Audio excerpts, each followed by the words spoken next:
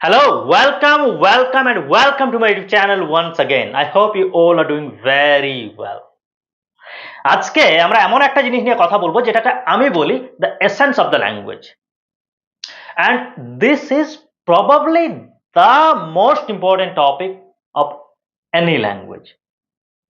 আমরা কথা বলছি টেন্স নিয়ে। টেন্স শেখা শুরু করি আমরা ছোটবেলাতেই, তারপর বই চেঞ্জ করি, টিচার চেঞ্জ করি, বাট আমার প্রবলেমটা চেঞ্জ হয় না। প্রবলেমটা কনসিস্টেন্টলি রয়ে যায়। কেন রয়ে যায়? I think one of the primary reason behind that is আমরা ব্যাপারটাকে একাডেমিকলি দেখার চেষ্টা করি, আমরা টেকনিক্যাল ব্যাপারগুলোকে বোঝার চেষ্টা করি, বাট আমরা we don't try to make sense, আমরা ব্যাপারটাকে সেন্স করতে পারি না। বাংলাতে আমরা গ্রামারের কোনো কিছুই জানি না, বাট আমরা ব্যাপারটাকে সেন্স করতে পারি, সেজন্য আমরা যখন ব্যবহার করি তখন কিন্তু ভুল কিছু হয় না। বাট সেম ব্যাপার আমরা ইংলিশে সেন্স করতে পারি না, বাট টেকনিক্যাল ব্যাপারগুলো শিখি এবং সেজন্য আমাদের কনফিউশনটা বরাবর রয়ে যায়। আজকের ভিডিওতে আমরা টেন্সের সেন্স করার চেষ্টা করব, ব্যাপারটা কিভাবে কাজ করে সেটা বোঝার চেষ্টা করব একদম সিম্পল বাংলা ভাষায়।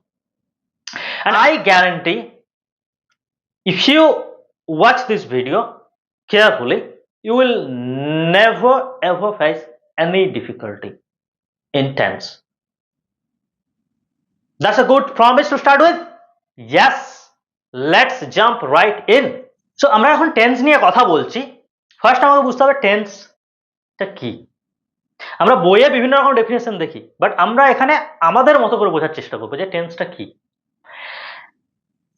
নাও ফার্স্ট থিং আমাকে বুঝতে হবে যে ফার্স্ট দিন যখন আমি এখানে পড়ানো শুরু করেছিলাম, আমি বলেছিলাম একটা সেন্টেন্স যে you can't make a sentence without a verb. The first rule of English language বলেছিলাম যে you can't make a sentence without a verb, মানে একটা ভার্ব বা কাজ ছাড়া ইংলিশে কোনো সেন্টেন্স কিন্তু হয় না। নাও টেন্স মানে হচ্ছে এই যে ভার্ব, এই ভার্বটাকে নিয়েই আমরা কথা বলবো। সিম্পল ব্যাপার, এই কাজকে নিয়ে কথা বলবো। নাও কাজকে নিয়ে যখন কথা বলবো, টেন্সের দুটো পার্ট আছে। একটা হচ্ছে টাইম আর একটা হচ্ছে অ্যাসপেক্ট। একটা হচ্ছে টাইম, একটা হচ্ছে অ্যাসপেক্ট, রাইট? নাও এই যে টাইম অ্যান্ড অ্যাসপেক্ট দুটো জিনিস আবার লিখে নিই, তাহলে সুবিধা হবে বুঝতে। একটা হচ্ছে টাইম, একটা হচ্ছে অ্যাসপেক্ট। টাইমটা আমরা সবাই জানি, টাইম মানে সময়। তিন রকমের টাইম আছে, একটা হচ্ছে প্রেজেন্ট, একটা হচ্ছে পাস্ট, একটা হচ্ছে ফিউচার। একটা প্রেজেন্ট যেটা চলছে এখন, একটা কাজ হয়ে গেছে সেটা হচ্ছে পাস্ট, একটা হবে সেটা হচ্ছে ফিউচার। বাট অ্যাসপেক্ট কি? নাও অ্যাসপেক্টের বাংলা বলাটা খুব ডিফিকাল্ট, বাট আমি বোঝানোর চেষ্টা করছি ব্যাপারটা কিভাবে কাজ করে।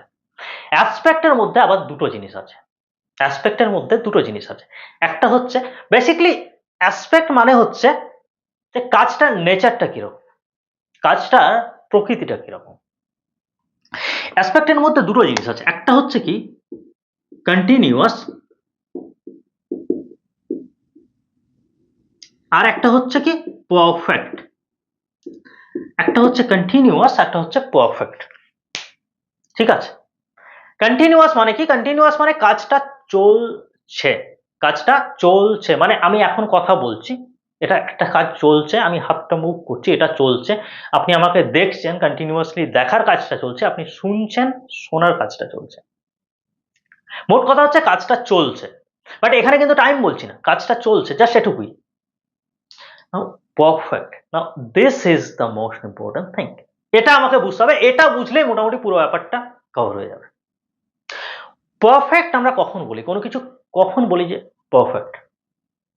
আমি কোনো একটা হোটেলে লাঞ্চ করেছি, আমাকে কেউ একজন জিজ্ঞেস করলো হাউ ইজ দ্য লাঞ্চ, আমি বললাম ইটস পারফেক্ট,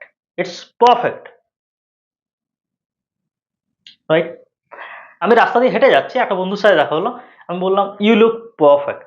আমি কি বললাম? You look perfect. এখন শীতটা জাস্ট পড়ছে, আমি বলতে পারি দ্য ওয়েদার ইজ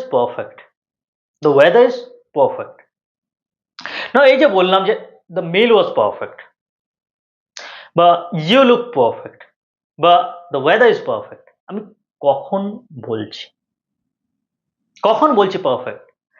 কাজটা হয়ে গেছে, আমি আগে খাবারটা খেয়েছি, তারপর বলছি ইটস পারফেক্ট। আমি তাকে আগে দেখেছি, তখন বলছি পারফেক্ট।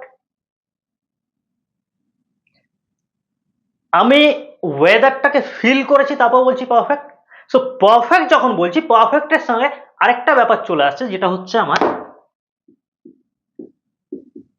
এক্সপিরিয়েন্স।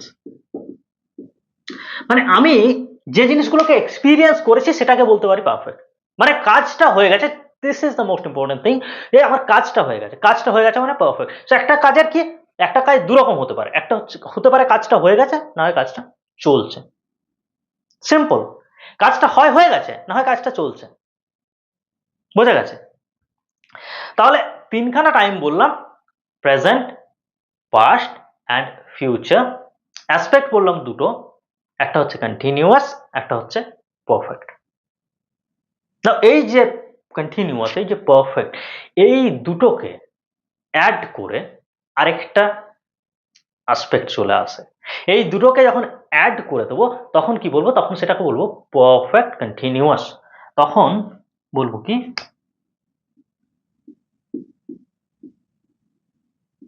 পারফেক্ট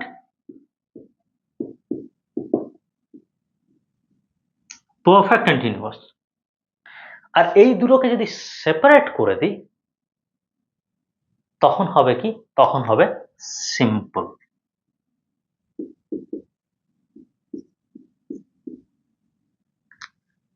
ঠিক আছে? তো দুটোকে অ্যাড করে দিলাম, এটার মানে কি? দুটো অ্যাসপেক্টকে অ্যাড করে দিলাম, পারফেক্ট বললাম, কন্টিনিউয়াস, এই ব্যাপারটাকে অ্যাড করে দিলাম, এটার মানে কি? আমি টেকনিক্যাল ব্যাপারের দিকে একেবারেই যাচ্ছি না, আমি জাস্ট যতটা সহজ ব্যাপারটা সেন্স করা যায় ততটুকুই বলছি। এই দুটোকে অ্যাড করে দিলাম, এর মানে হচ্ছে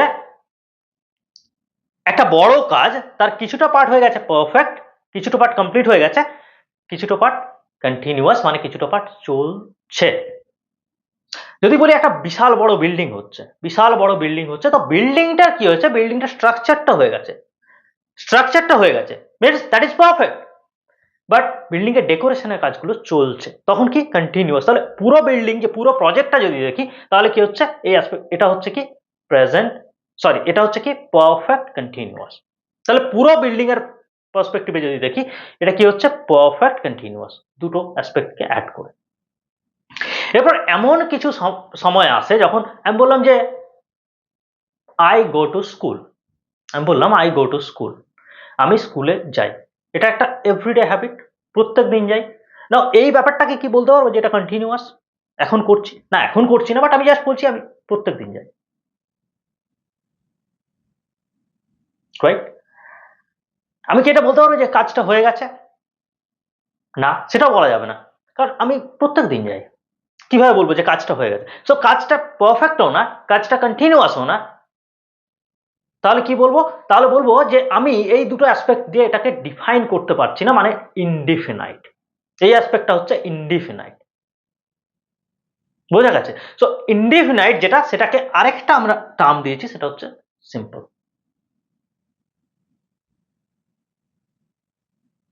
বোঝা গেছে? তাহলে কি হলো? দুটো, তাহলে কি হলো? টেন্স মানে হচ্ছে দুটো জিনিস, একটা হচ্ছে টাইম, একটা হচ্ছে অ্যাসপেক্ট। টাইম কি? তিনখানা টাইম আছে, প্রেজেন্ট, পাস্ট আর ফিউচার।